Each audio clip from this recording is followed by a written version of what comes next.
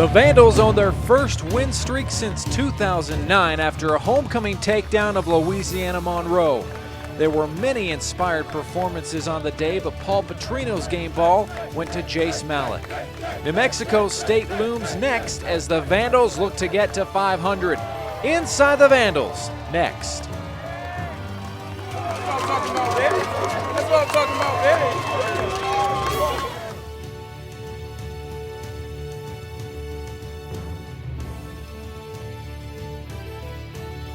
Hey, welcome into another edition of Inside the Vandals. I'm your host, Tom Purvis. So glad you could be with us. And he's Vandals head coach Paul Petrino, and he joins us now. Coach, thanks for being with us. Thanks, Tom. Appreciate it. Well, where do you start? I mean, another great win for you guys here, but for the Idaho Vandals, this is their first winning streak since 2009. What does that mean?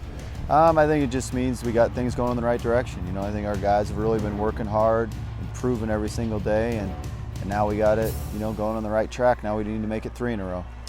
You guys are 2-2 in the Sun Belt now. Is that even bigger than the fact that it's a winning streak? No question. We're 4th place right now. There's only 3 teams that have won more games than we have in the Sun Belt.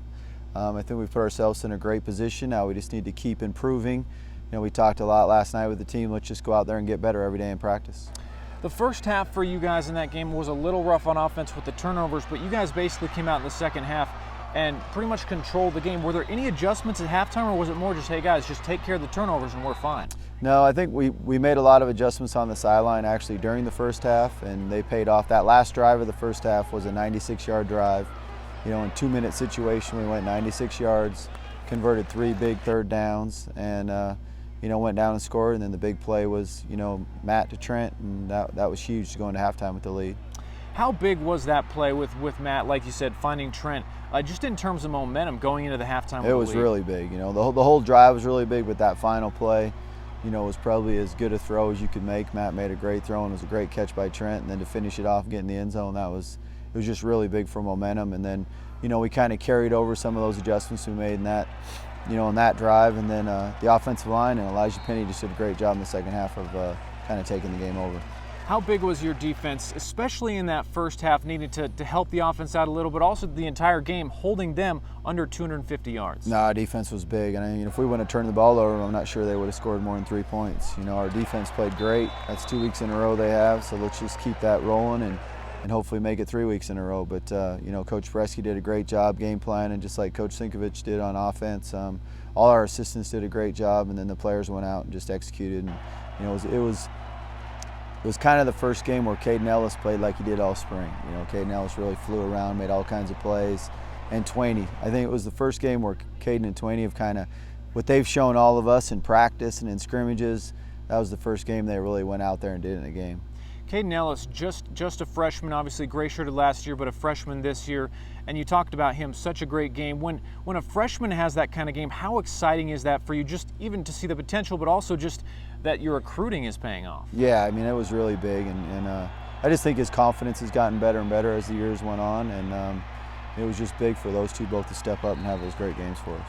What's been the difference that you've seen on defense these last 2 games, especially the way they've been playing? I think just the overall, everybody flying to the ball. We've tackled really well. I think our tackling's been well, and I just think as both games have went on, our confidence has just gotten higher and higher, and they're just playing with a lot of confidence right now and doing a good job. On the offensive side of the ball, so many good places that you can go, but let's start with Elijah Penny. I mean, going into the game, did you plan that he was going to carry the ball 36 times, or was it just riding the hot hand? Not necessarily. He was going to carry it that much. Duck had missed a practice during the week where we weren't quite sure how he was doing, but Elijah was just running great, so you kind of just kept feeding it to him.